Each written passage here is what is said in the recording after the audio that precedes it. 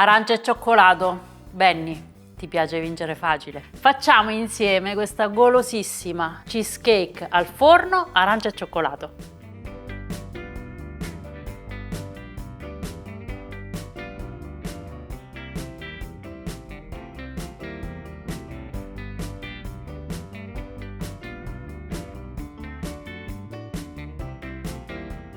Come ogni cheesecake che si rispetti, prepariamo la base di biscotti, quindi con un tritatutto tritiamo 250 g di biscotti secchi. Io per far prima utilizzo il tritatutto, però se volete potete anche mettere i biscotti all'interno di un sacchetto di plastica per alimenti, chiudete bene e passate sopra col matterello. Anche in questo modo si sbriciolano bene.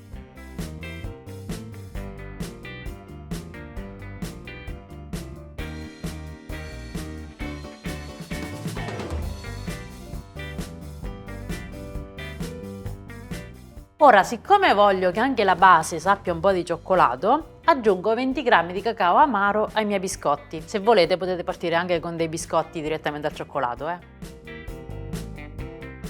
Diamo una prima mescolata e poi aggiungiamo 125 g di burro fuso.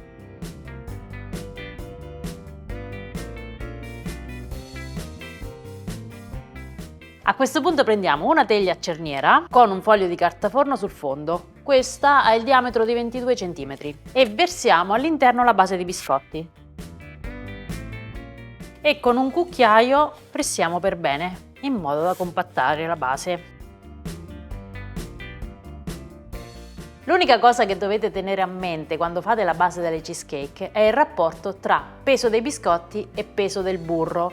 Il peso del burro deve essere sempre la metà del peso dei biscotti, come in questo caso 250 g di biscotti, 125 g di burro. Ora mettiamo la base a riposare in frigorifero per una decina di minuti. Nel frattempo prepariamo la crema al formaggio della nostra cheesecake all'arancia. Quindi in una ciotola rompiamo 4 uova,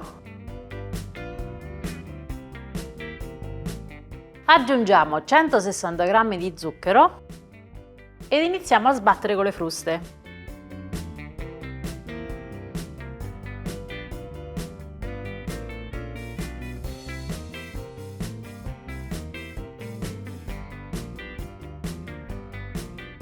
Quando le uova sono belle gonfie mettiamo 250 g di mascarpone, 100 g di robiola e un vasetto di yogurt bianco, 125 g, va bene sia lo yogurt bianco magro non zuccherato che quello dolce. E continuiamo a sbattere.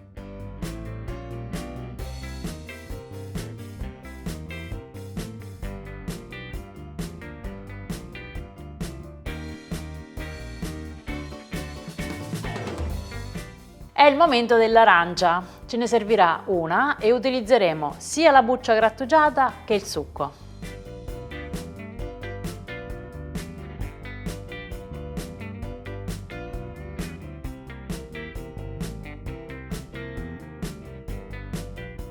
E aggiungiamo anche il succo, quindi la spremiamo. Considerate che il succo di un'arancia è circa 70-80 ml.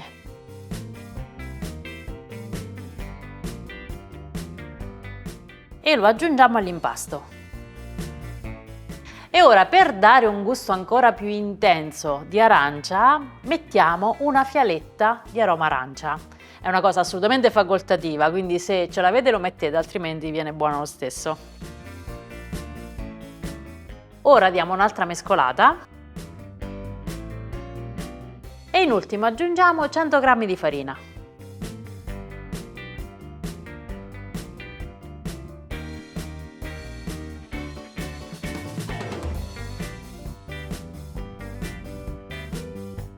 Ora andiamo a riprendere la nostra base in frigo e versiamo sopra la crema al formaggio.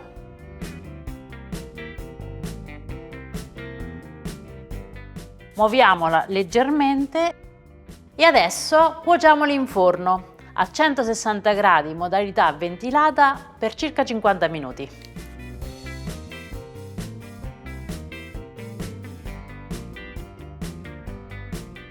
Passato il tempo spegniamo il forno.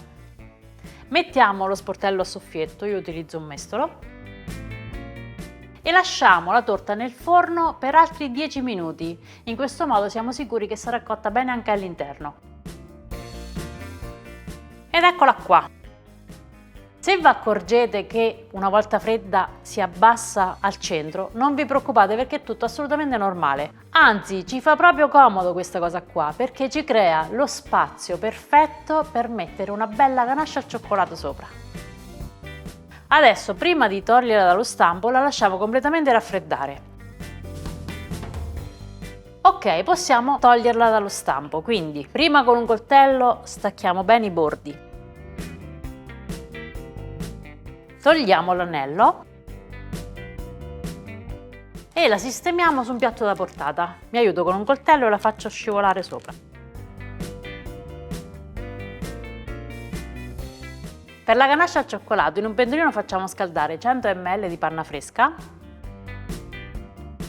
poi aggiungiamo 150 g di cioccolato fondente tritato.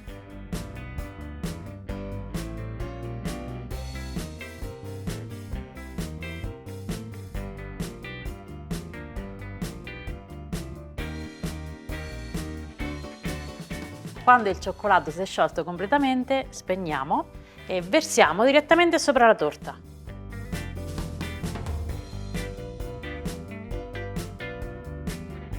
E la allarghiamo per bene. Vedete questo avvallamento come ha creato proprio il bordo perfetto per contenere il cioccolato?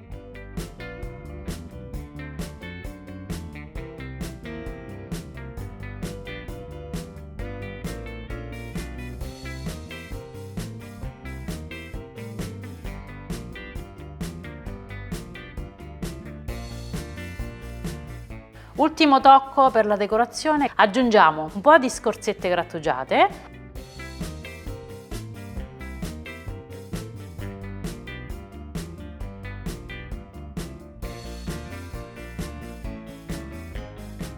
al centro mettiamo una fettina d'arancia leggermente piegata.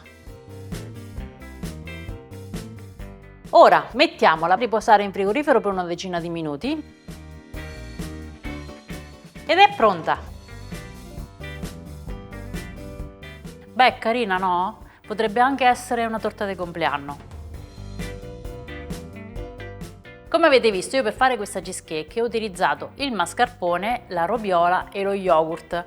Se volete farla un pochettino più leggera, potete sostituire i 250 g di mascarpone con la stessa quantità di ricotta. Per fare questa cheesecake senza glutine, facilissimo. Basta utilizzare per la base dei biscotti senza glutine e sostituire i 100 g di farina con 60-70 g di amido di mais o fecola di patate. Se vogliamo rendere questa cheesecake ancora più cioccolatosa, basterà aggiungere 20 g di cacao amaro, togliendolo dalla quantità di farina iniziale. E adesso vediamo com'è venuta all'interno. Tagliamola.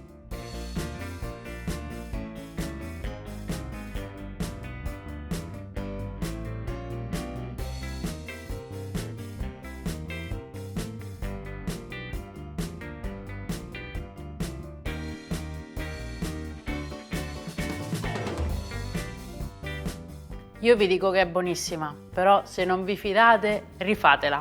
Ciao!